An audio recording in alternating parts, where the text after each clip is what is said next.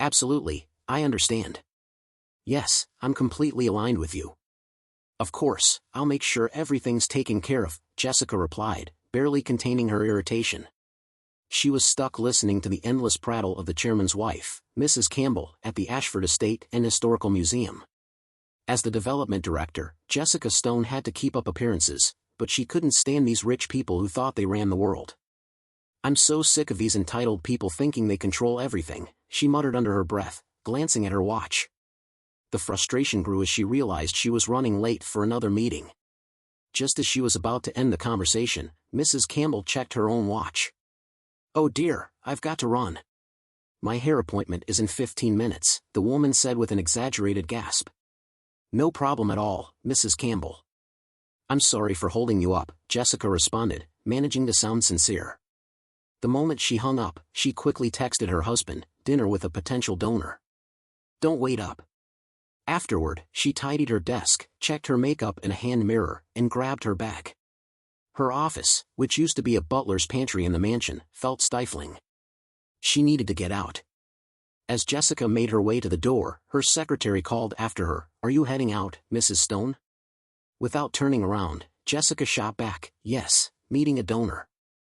I won't be coming back." She didn't have time for more small talk. The second Jessica was out the door, Rita, her secretary, hustled down the hall to the office of the executive director. Stopping at the desk of his assistant, she asked, "Is he gone?" "Yup, left about 10 minutes ago," Polly said with a knowing smile. "He said he had an important meeting. Like clockwork," Rita smirked. "Every week, same time, both of them conveniently have meetings. They must think we're idiots." She gave the exit-appointed look and muttered under her breath, "Pathetic." The two women exchanged a glance, chuckling as they went back to their tasks.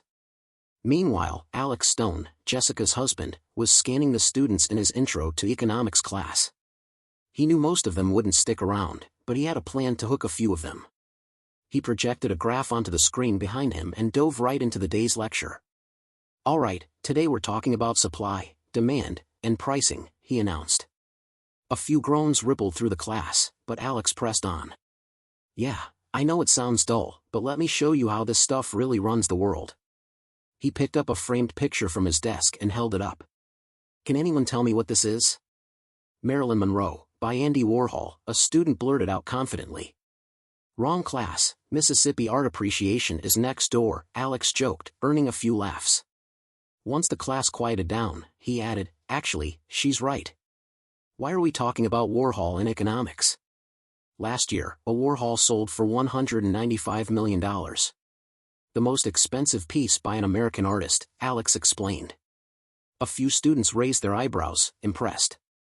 "I'm guessing none of you are billionaires in disguise?" he quipped, drawing more laughter. "Well, here's the thing, one person might pay $195 million, but a ton of people would buy a $20 print. Price makes all the difference. The higher the price, the fewer the buyers. At $195 million, it's for one person. At $20, everybody wants a piece." Wrapping up the lecture, he added, "There's a lot more to talk about when it comes to demand, but remember, price drives demand more than you think." Back in his office, Alex stashed away the Warhol print and checked his phone. Another text from Jessica, letting him know she'd be out for the evening. That meant he could visit his father, Joe, who was battling Parkinson's but still refused to leave his house. Alex made it a point to visit often, but each time, his father seemed just a little more frail. During their phone call, Joe had rambled about his health and some political issues, but Alex had steered the conversation back to the essentials. He offered to stop by, and after some initial resistance, his father eventually agreed, even inviting him to dinner. Joe handed the phone to Lena, his live-in nurse, who had stuck around long after Joe had scared off every other caregiver. Lena was made of tough stuff, and Joe had a soft spot for her. Alex was grateful, knowing how hard it was to find someone reliable. However, Lena mentioned that she needed to move out soon due to personal issues. Alex was instantly worried, but his father, always quick with a plan, suggested Lena and her son, Mateo, move into the spare rooms in his large house. Alex wasn't sure how he felt about the arrangement. Mateo was a bit wild, and his father wasn't getting any younger, but Joe waved off his concerns, excited at the idea of having company. Alex met with Lena, and after some discussion, she agreed to give it a shot. Though she seemed a bit flustered by the end of their talk, Alex was relieved when she accepted Joe's offer. A year and a half later, Alex wasn't surprised to find his father chatting with Lena over dinner.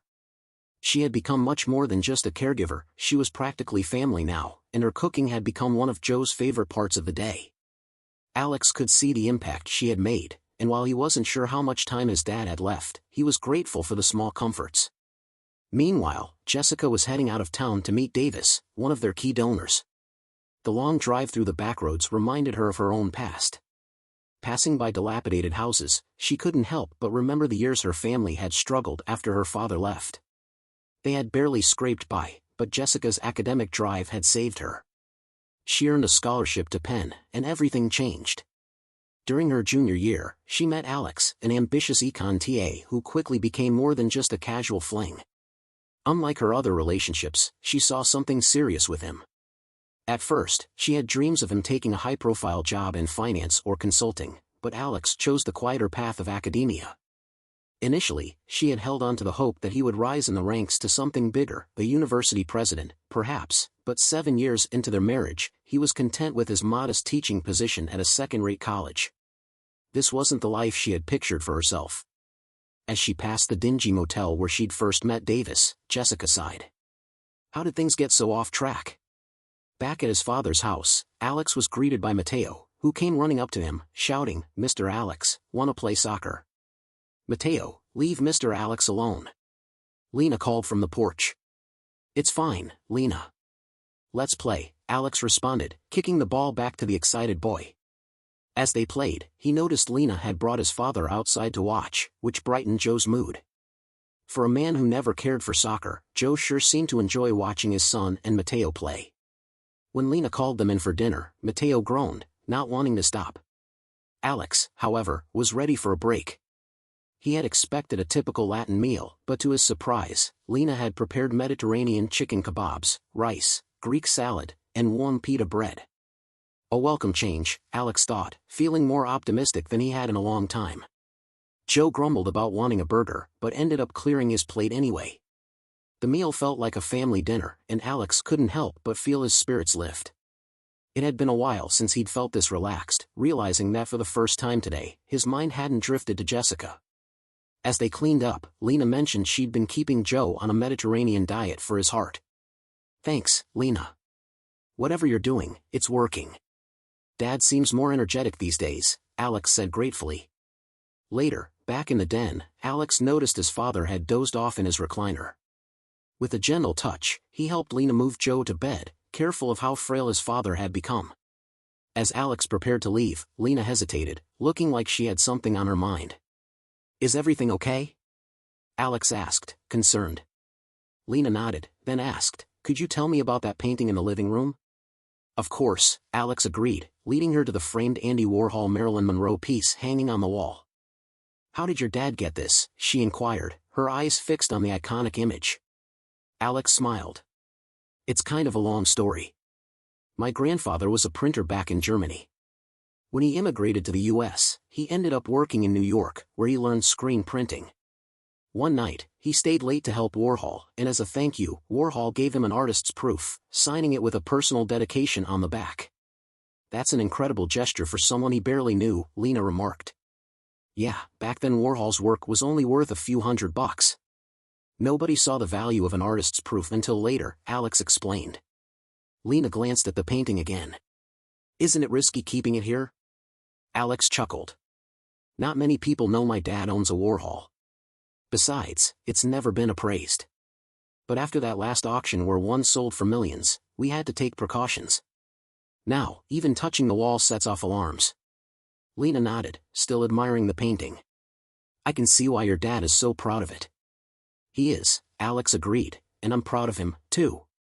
Lena smiled, and they shared a quiet moment of mutual respect for Joe's legacy. Meanwhile, across town, Jessica was leaving the rundown motel.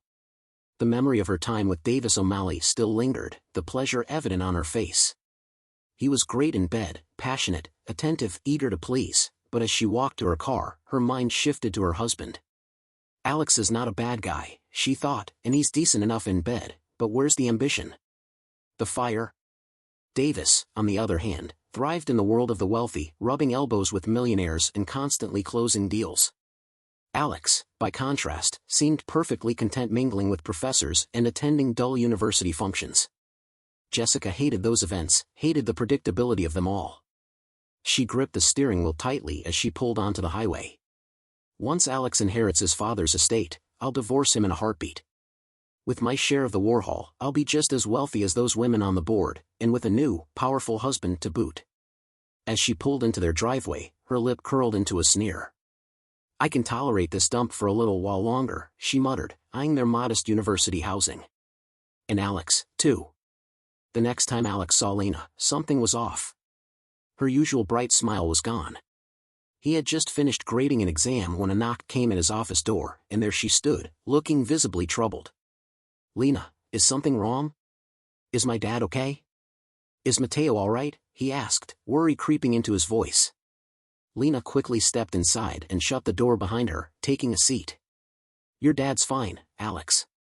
My mom is with him and Mateo while I'm here, she said, but he could sense she was holding something back.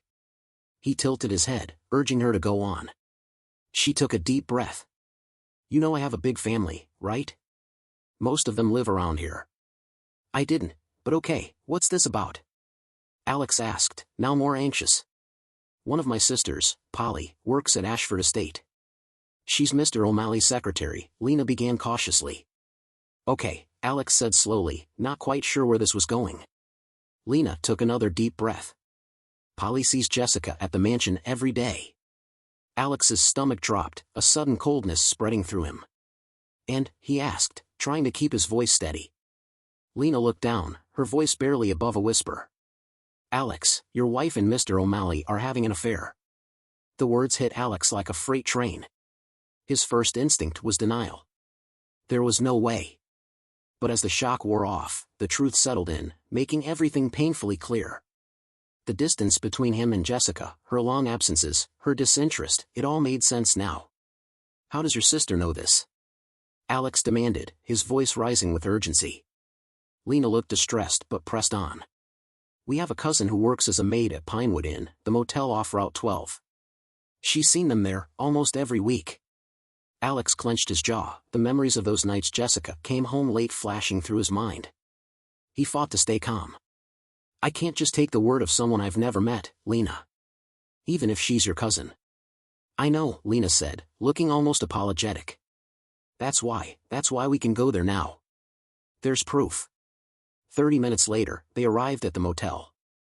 Lena introduced Alex to her cousin, Rosa, who barely spoke any English. With Lena translating, Rosa led them to a maintenance closet in the hallway. She pulled out a small recording device hidden in the ventilation system. Alex's eyes narrowed as he glanced between Rosa and Lena. How did this get here? He asked sharply.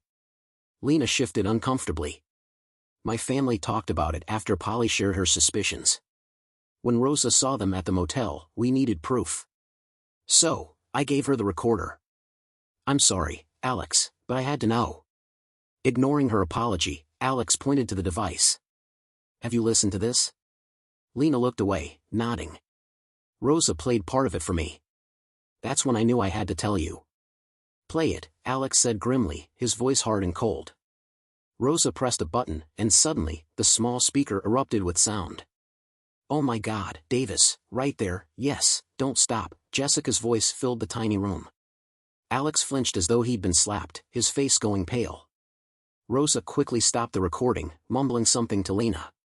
She's asking if you want her to play it from the beginning, Lena said softly. Alex shook his head, his voice barely audible. No. I know that voice. I don't need to hear the rest. Rosa adjusted the volume and pressed play again. The rustling of sheets and the creaking of the bed echoed through the room, followed by muffled whispers. Then, Davis's voice came through clearly. God, Jessica, you're incredible. I can't get enough of you, Davis said, his voice filled with lust. Then he added with urgency, honestly, baby, I don't want to wait any longer.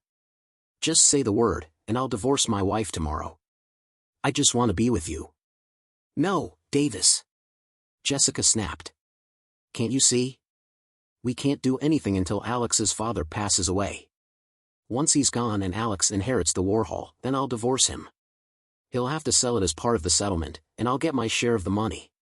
After that, you can say goodbye to Greta, and we'll finally be together. Are you sure you'll get half of the Warhol? Davis asked, his voice laced with skepticism. I thought inheritances were off-limits in divorce settlements. Jessica's voice carried a sly smirk. Don't worry about that. I've got a lawyer who knows exactly how to get around it.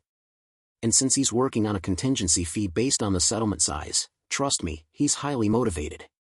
Yeah, but how much longer do we have to wait? Davis whined impatiently. Be patient, darling, Jessica reassured. The old man's health is declining rapidly. We'll get what we want soon enough. Enough. Alex angrily hit the stop button on the recorder, his jaw clenched in fury. What a conniving woman. She's got it all planned out. He slammed his fist down on the table, startling both Lena and her cousin, Rosa. Without another word, he stormed out of the motel. Lena quickly hugged Rosa, grabbed the recorder, and rushed after him into the parking lot. Alex stood by his car, staring off into the distance, lost in thought. When Lena approached, she saw the turmoil in his eyes, an expression of both betrayal and heartache. I put in so much effort, Lena, Alex said, his voice trembling with a mix of anger and sorrow. I knew Jessica wasn't happy in her marriage, but I kept trying to fix things. I thought we could work it out. His face hardened. Now I know why nothing worked. His tone grew steely as he turned to her.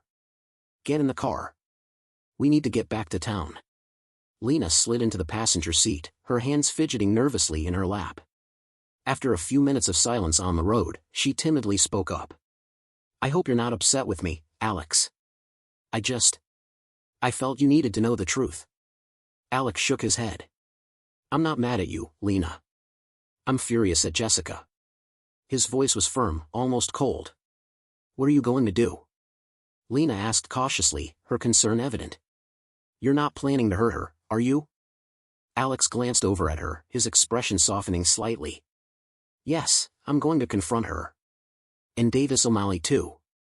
Seeing the alarm in Lena's eyes, he added, not in the way you think. I'm not a violent man, but trust me, they won't like what's coming. Lena reached out and touched his arm gently. I don't want you to get in trouble, Alex. I just couldn't keep it from you any longer.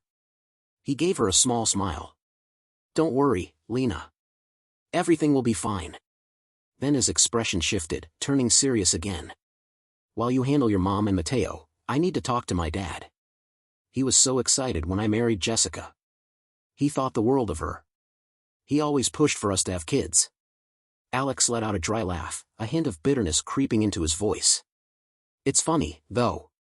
I used to get so frustrated with Jessica for delaying starting a family.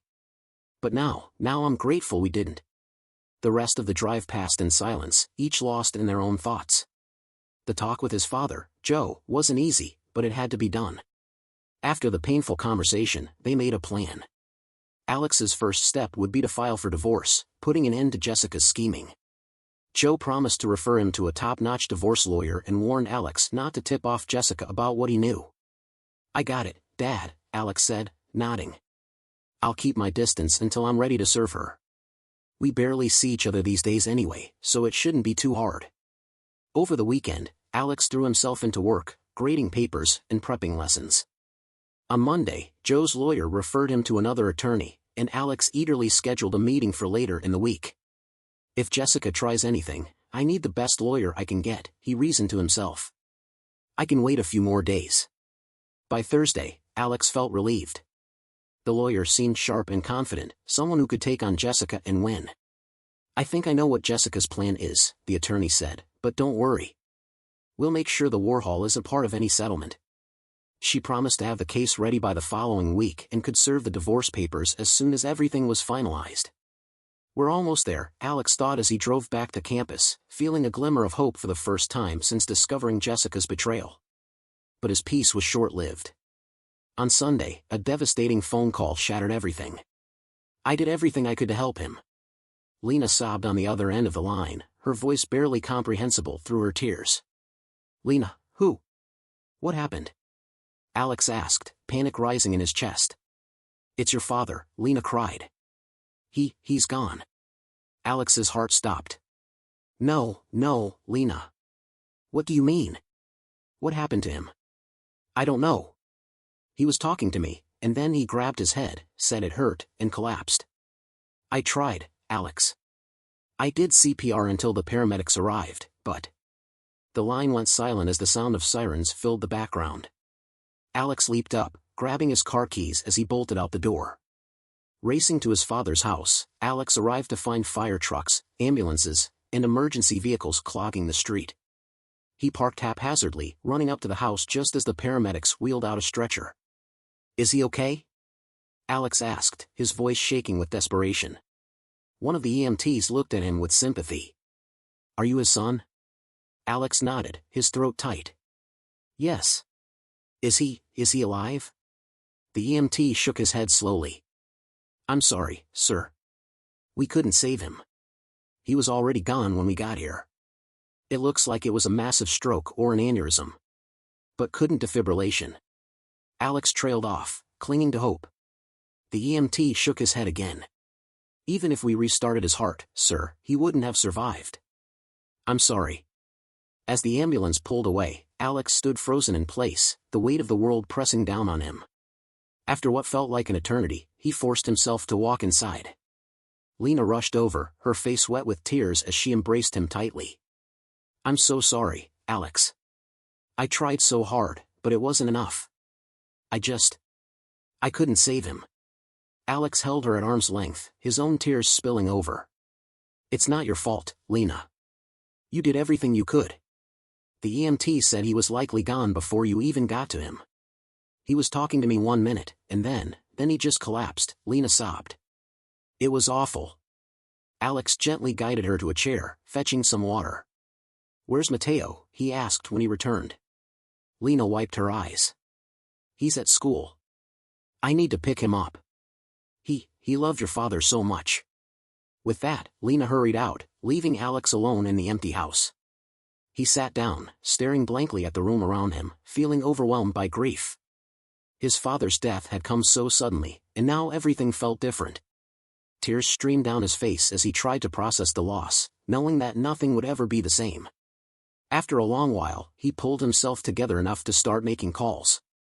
First, the funeral arrangements, then family, friends, everyone who needed to know. His list of tasks grew longer, each one heavier than the last. Finally, once everything was arranged, Alex locked up his father's house and headed to Ashford Estate. There was one final conversation he needed to have, and he wasn't looking forward to it. Jessica had to hear the news from him. He wanted to see her reaction. When he entered her office, Jessica looked genuinely surprised to see him. She offered all the expected condolences, putting on a show of sorrow, but Alex saw right through her. Those tears are fake, he thought bitterly, struggling to keep his anger in check. She's probably thrilled. He managed to hold it together until he left her office. The moment he was gone, Jessica practically skipped down the hallway to tell Davis the news. Davis was startled by her sudden appearance.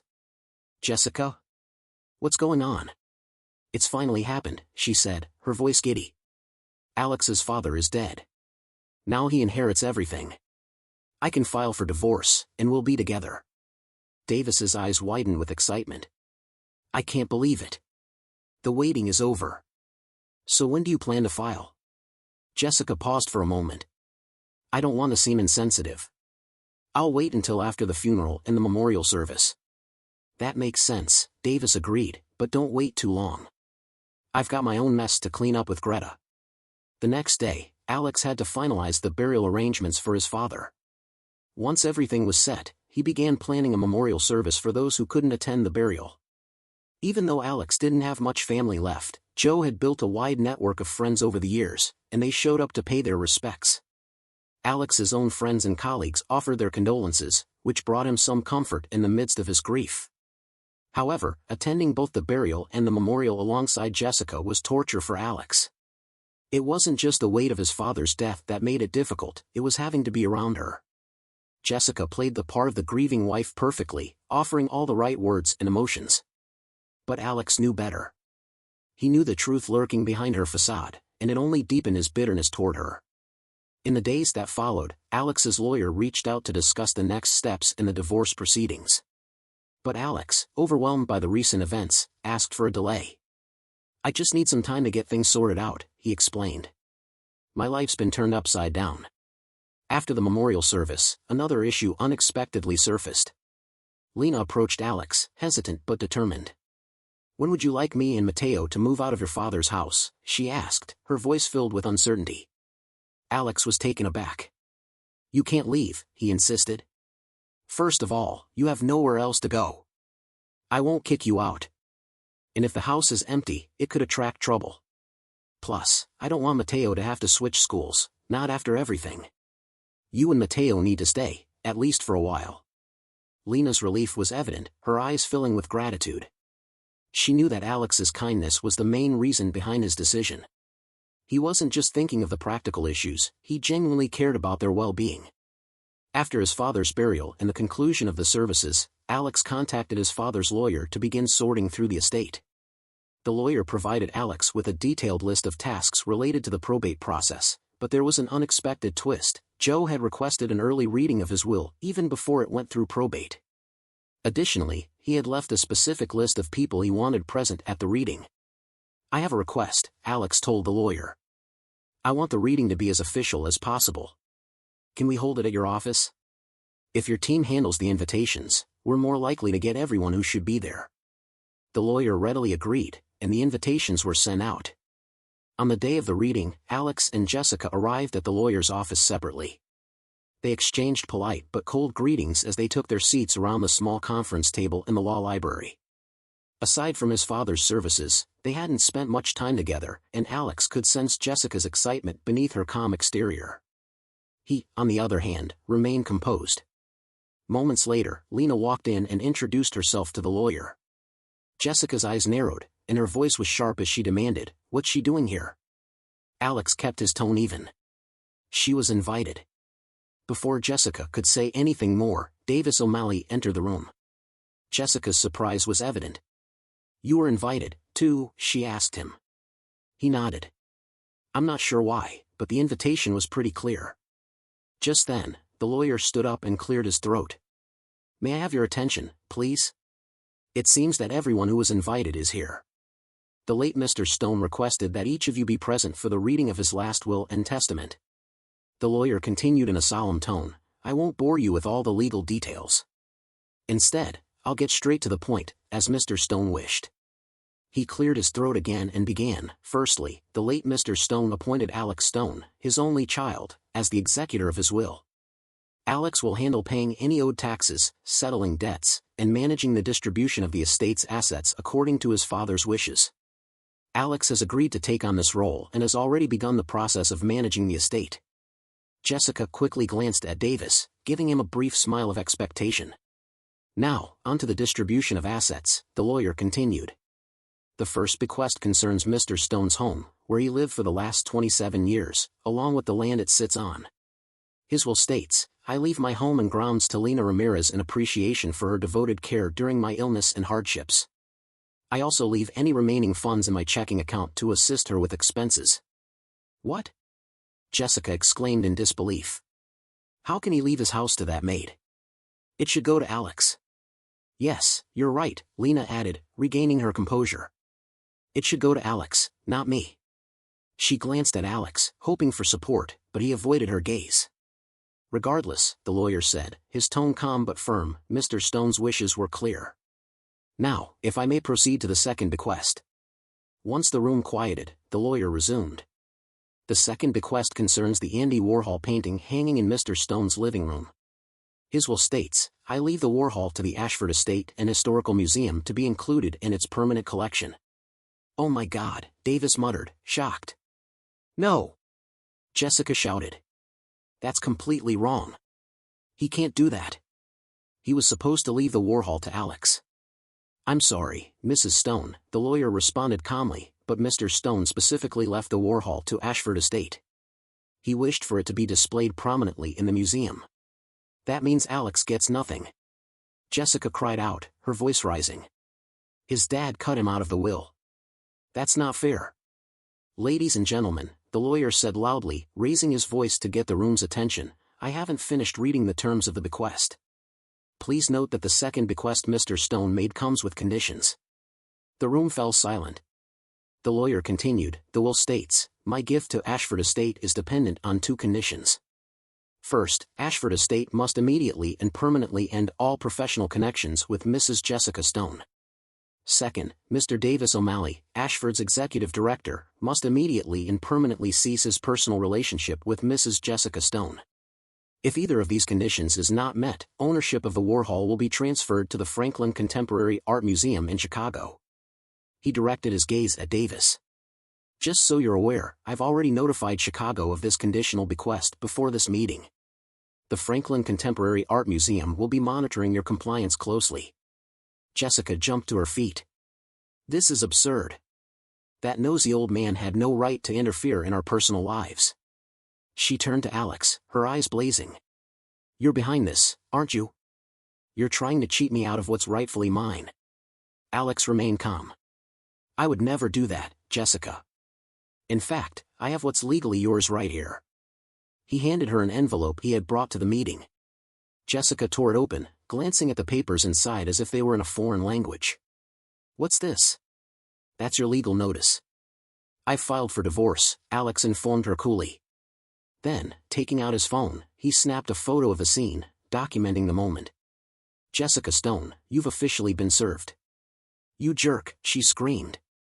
You can't divorce me, I'm divorcing you. Alex simply smiled, watching as Jessica continued her outburst. She didn't even notice as Davis quietly slipped out of the room. When she finally realized he was gone, she rushed after him. Meanwhile, Lena, visibly shaken, turned to Alex. This doesn't seem fair, Alex. Your father should have left his house to you, not me. You're his son. It just doesn't feel right. Alex gave her a reassuring smile. It's okay, Lena. My dad and I talked about this. He cared about you and Mateo, and he wanted to make sure you were taken care of. He knew I agreed with him on this, it was what I wanted too. He placed his hands gently on her shoulders and looked into her eyes. My dad, he was old-fashioned. He didn't always know how to express his feelings, but this was his way of showing you how much he appreciated everything you did. The care, the companionship, and how you didn't take any of his nonsense. This is how he showed his love. Lena wiped away her tears, nodding. Mateo and I loved him too, Alex. We really did. Meanwhile, Jessica rushed down the hall of Ashford Estate, ignoring the disapproving looks from the staff.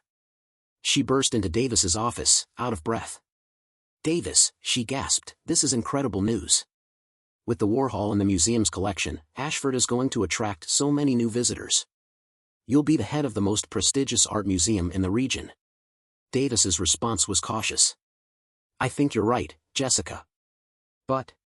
And, Jessica interrupted, barely able to contain her excitement, once things settle down, we won't have to keep our relationship a secret anymore. Just like you always wanted. Davis's expression darkened. Did you not hear the conditions attached to the Warhol? That can't be legally binding. Jessica protested. It'll cause a stir for a little while, sure, but it'll blow over eventually. The country club crowd will move on. Davis shook his head, his voice firm. Except for the Franklin Contemporary Art Museum in Chicago. They'll be watching us closely, and they would love nothing more than to add such a valuable piece to their collection. They'll be watching us closely, Jessica's voice quivered with worry. But that can't be legal. No judge would enforce such a demand. Davis's expression darkened, his temper flaring. You really think Ashford Estate can fight the Franklin Contemporary Art Museum in court? Do you have any idea how much money they have? The Carnegie Foundation is behind them. If they sue, our legal bills could bury us. He stood abruptly and handed her a stack of papers. I'm sorry, Jessica, but I've already spoken to Mr. Campbell. As of today, you're no longer employed at Ashford. What? Jessica's voice grew shrill. Davis, you can't do this. Not after everything we've been through. Her voice rose in pitch, desperation creeping in. And you really don't want me to tell your wife about us? Davis's tone was ice cold. I've already come clean to her.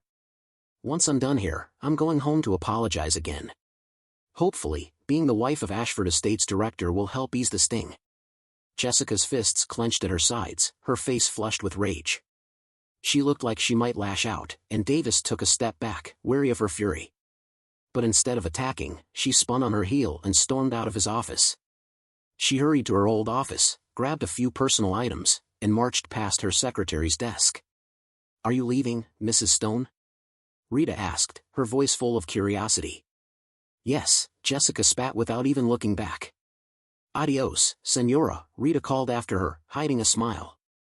Then she rushed to Polly's desk to spill the news. Alex was rummaging through the fridge for something to eat when he heard keys in the front door. He stepped into the living room just in time to see Jessica walk in, her face a storm of emotions. The moment she saw him, her expression shifted to one of anger. "You're behind all of this, aren't you?" she accused. "How long have you known about Davis and me?" "Long enough to ruin your plan," Alex fired back, his voice laced with venom. "So, you convinced Joe to change his will," she said bitterly, narrowing her eyes at him. "He was going to leave everything to you, and you talked him into changing it. Why would you do that?" "I did it to make sure you'd never get your hands on it, no matter what," Alex snapped. "When I found out about your plan to claim the Warhol as community property, I had it donated to Ashford Estate. That stopped you in your tracks, and it gave me the power to end your affair with Davis. I figured he'd choose the painting over you." Jessica looked stunned for a moment, processing his words. "So, you really hate me that much?" Alex's voice rose, his anger boiling over. "After what you tried to pull, you bet I do." Her eyes widened, taken aback by the intensity of his fury. After a long silence, Alex's anger ebbed, and he calmed down slightly. "There's just one thing I need to know," he said quietly. "Did you ever love me?" Jessica sighed, sinking into a chair. "Maybe, in the beginning. When we first got married, you were ambitious. I thought you'd go places, take me with you." She shook her head, bitterness coloring her tone. "But then I saw the path you chose. That's when I started looking for something better." "So, it's always been about money and status for you," Alex said, his voice hardening. "Love and a good life weren't enough?" Jessica smirked. "That's what losers settle for when they can't win." Alex stared at her, disbelief washing over him. "Family, friends, community, you call that losing?" "I want respect," she snapped. "The kind that comes with wealth and power. The rest is just decoration." Alex almost responded, but he held back, deciding it wasn't worth arguing. "What now?" he asked instead. Her confidence faltered, and she glanced at the floor. "I'm leaving. Thanks to you, I'm ruined in this town. Once I pack, I'm gone. I won't fight the divorce if we split things fairly. I just want my share of the savings and whatever comes from the sale of this house." "Sorry, Jessica, but we don't own this house," Alex replied coldly. "It belongs to the university." Jessica clenched her teeth in frustration. "You always had the brains. Why couldn't you have been more ambitious?" Without waiting for a reply, she headed to the bedroom. After a while, she reappeared, carrying a suitcase, a garment bag, and a small cosmetics kit. "I'm leaving now," she said bluntly. "My lawyer will contact yours. Let's get this divorce over with quickly." She shot Alex one last resentful glance. "At least we agree on one thing, this marriage is over." Alex looked at her, feeling strangely detached. "So, where are you headed?" "As far away from here as I can get. I'll start fresh somewhere else. Hopefully with someone more driven," she replied, her voice trailing off as she left the house. Watching her depart, Alex thought, good riddance. True to her word, Jessica kept things civil, and their divorce proceeded smoothly. Alex begrudged paying her alimony, but with Jessica unemployed, he didn't have much of a case to argue. His lawyer offered some comfort, saying, "It's a small price to pay to be rid of her, especially considering what she tried to do." Meanwhile, handling his father's estate consumed most of Alex's days. There were countless tasks to complete, distributing death certificates, stopping Joe's Social Security, notifying the IRS, and filing the necessary taxes. After classes, Alex often found himself at his father's house, sorting through old possessions, paying bills, and taking care of financial matters. To his surprise, Joe had used paper checks for almost everything until recently. Alex found himself writing more checks in the span of a few weeks than he had in years. Though the tasks were tedious, they gave Alex a chance to spend time with Lena and Mateo. His campus house felt cold and empty, but his father's home was vibrant with life. He often stayed for dinner, even though he felt guilty about imposing. But Lena insisted. "It's hard to cook for just the two of us," she explained, and Alex was more than happy to oblige. Being part of their family brought him comfort, a welcome distraction from his grief over his father's death and the bitterness of his divorce. A few weeks later, Alex received a call from his father's lawyer.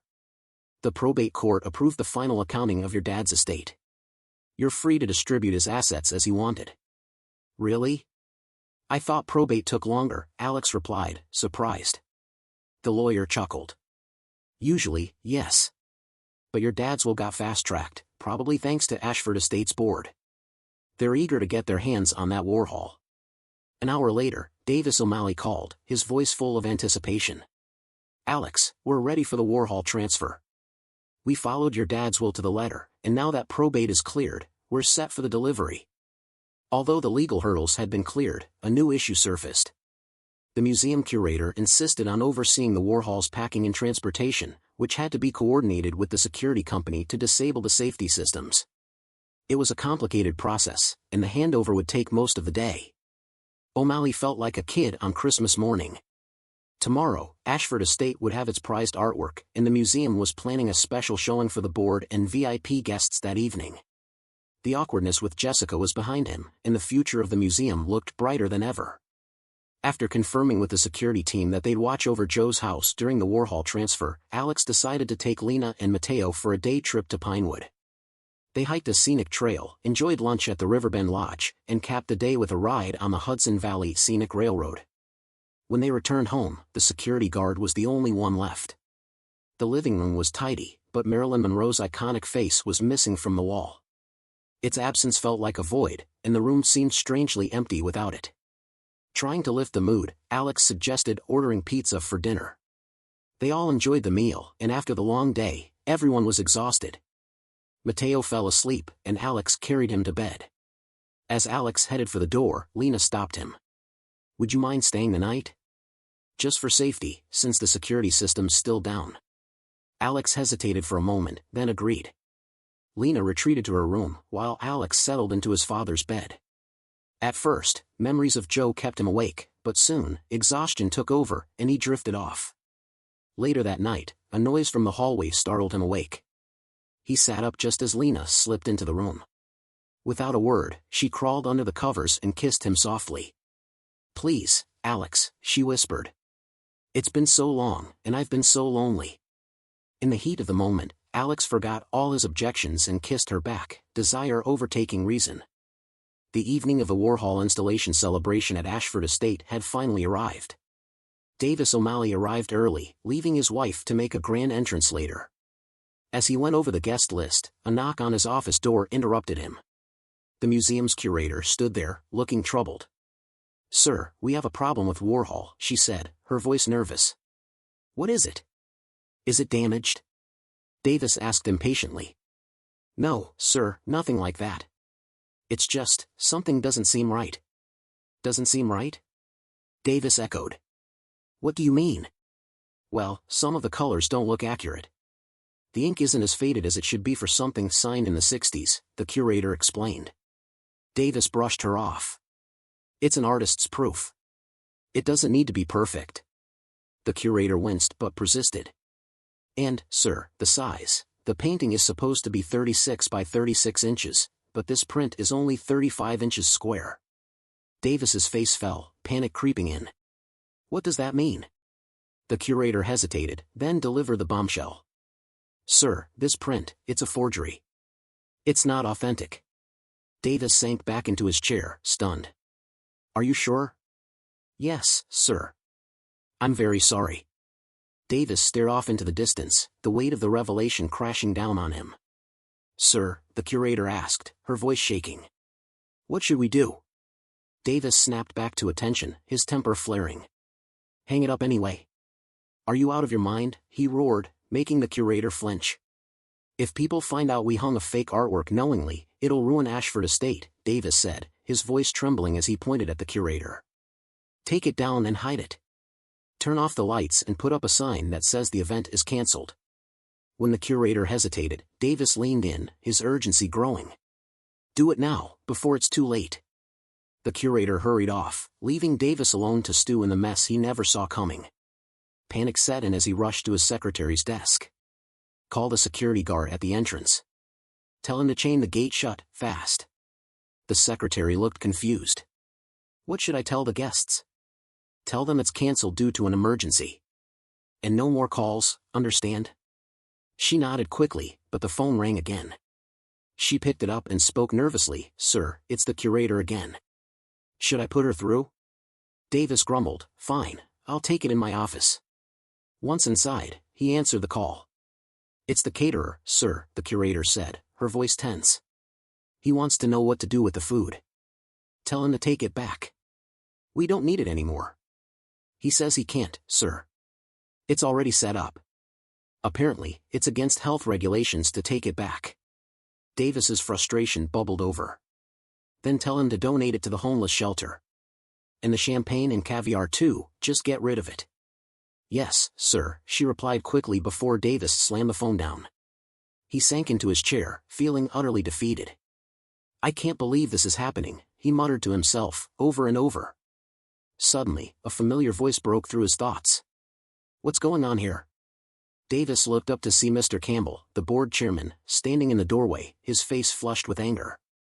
Well, Mr. Campbell, we've avoided a disaster, Davis stammered, trying to regain his composure. There were issues with the Warhol, and I knew you wouldn't want the event to continue. What kind of issues? Campbell demanded, his eyes narrowing as he stepped closer.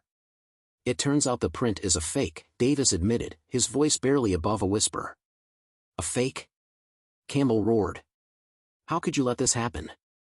Aren't you supposed to be an expert? Did you even check it before announcing it to the world? I understand your frustration, sir, Davis pleaded, but there were complications with the will, and we had to coordinate with the security team. There was just so much. Enough! Campbell bellowed. Ashford Estate is going to be the laughingstock of the art world, and it's all because of you. Consider yourself fired, effective immediately. Now get out of here and clean up the mess you've made. Before Davis could say another word, Campbell stormed out, ignoring the trembling receptionist at her desk. Oh God, Davis groaned, putting his head in his hands. I'm ruined. I'll never work at another museum again.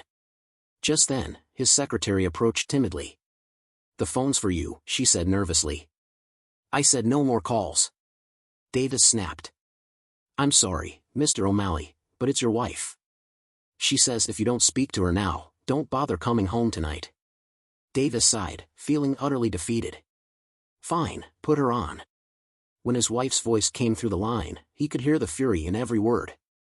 You better have a good explanation for this, Davis.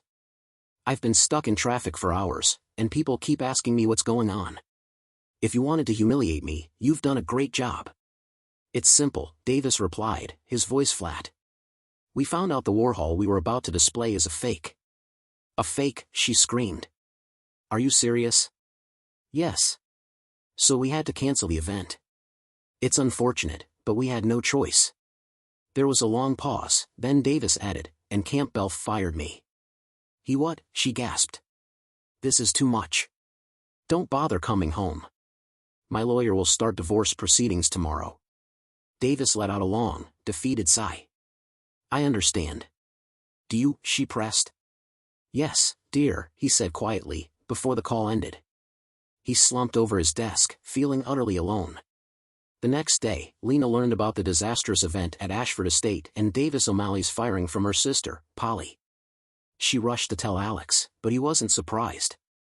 In fact, there was a slight satisfaction in his voice when he said, I told you I'd make him pay for what he did to my marriage. Lena, puzzled, asked, but how did you know this would happen? Alex smiled, his expression thoughtful. I didn't know exactly. But I set things in motion, figuring that Davis would eventually cause his own downfall. I didn't expect it to be so public, but I knew it would be fitting. Lena looked at him, still unsure. But what did you do, exactly? Come with me to my office at the university, Alex replied with a grin. I'll show you there. Once in his cluttered office, Alex gestured for Lena to sit. Let's start with Jessica, he began. She was planning to keep her affair secret until my father passed. With his declining health, she figured it wouldn't be long. Then she'd file for divorce, hoping to claim half of the estate, especially the Warhol. Her lawyer thought they could argue it was communal property. He smiled, his eyes gleaming. But when I found out, I convinced my dad to leave the Warhol to Ashford Estate. Not only would that take it out of Jessica's reach, but it also gave me leverage. When Davis realized he could only get the Warhol by dumping Jessica, he dropped her without a second thought. Lena raised her eyebrows.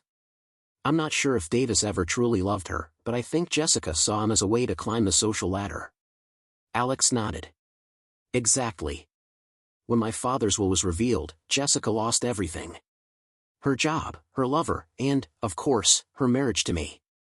Everything worked out exactly as I'd hoped. He leaned back in his chair, a satisfied smile on his face. By the way, I heard from a friend that Jessica's moved to Harrisburg. The only job she could find was at a telemarketing center, selling insurance. Instead of climbing the social ladder, she's fallen pretty far. Lena smiled, seeing the justice in it. I can see how you got even with Jessica. Honestly, she got what she deserved. Cheating is one thing, but scheming to take advantage of you and your father? That's despicable. Lena's expression softened as she said, but what about Davis? What did you do to him? Alex grinned mischievously. Did you hear about what happened at Ashford Estate last night? I heard some of it, Lena replied. But mostly I was shocked to learn that your father's Warhol was a fake. A sad expression crossed her face. I'm relieved your dad didn't live to hear that news. Alex's face softened with appreciation. It means a lot that your first thought was for my father. But don't feel too bad for him. He stood up and reached behind a filing cabinet, pulling out the same Marilyn Monroe print he used in his economics classes. He placed it gently on the desk. Lena looked at him in confusion. What's this? A wise man once said the best way to keep something safe is to hide it in plain sight, Alex said, carefully turning the print over. He peeled back the brown paper on the back, revealing an inscription. To Joe Stone, for all his hard work, Andy Warhol. Lena gasped. This is the real one. But, you've been using it in your classes all this time? Alex smiled. Yes, I have. And no one ever thought it was worth anything. But when did you switch it? The fake was hanging in your dad's living room for years, long before Mateo and I moved in. And with all that security, how? Alex's grin widened. Well, when Dad first got the print, he didn't think it was worth much. But as Warhol's reputation grew, Dad started worrying about keeping a valuable artwork in his house. So we talked about it, and I suggested we swap the real thing for a cheap print. He chuckled. I kept the real Warhol here, and I've been using it in my lectures ever since. No one ever guessed it was valuable. Meanwhile, Dad kept the fake in his living room, and as its value went up, he kept adding more security to guard it. It became like a game for him. Lena smiled, shaking her head in disbelief. And O'Malley thought he was getting the real thing. Exactly, Alex said, his grin widening. I was planning to swap them back when Dad passed, but when I found out about Jessica and Davis, I saw a perfect opportunity. After talking to Dad, he had his lawyer rewrite his will to make sure Davis would drop Jessica. Then I let Davis take the fake Warhol, thinking he'd want to show it off as soon as possible. Just like Jessica, he lost everything. Lena laughed softly. So, what's next? My plan is to wait for the dust to settle at Ashford Estate. Once it does, I'll quietly tell the board I found the real Warhol in a storage container Dad had. After they verify it, I'll ask them to hang it with a plaque honoring Dad's connection to Warhol. Don't you regret not keeping it for yourself? It's worth a lot, Lena asked. Alex smiled. Honestly, no. I never wanted the responsibility of owning such an important artwork. And as for the money? That was Jessica's thing, not mine. After seeing what chasing wealth and status did to her, I'm glad to be rid of it. His smile widened as he added, besides, I'm hoping all this will help me achieve a much more important goal. Lena looked at him curiously. What goal? Alex stood up and gently took her hands in his. To be part of a new family. What? What new family? Alex smiled warmly as he held her gaze. A family with you, Mateo, and me. Later, a graduate student who had come to see Professor Stone saw the couple embracing in his office. She smiled to herself and quietly slipped away. As she walked down the hall, she pulled out her phone and called a friend. Remember how we were all worried about Professor Stone after everything with his dad and his wife? Well, I think our favorite prof is going to be just fine.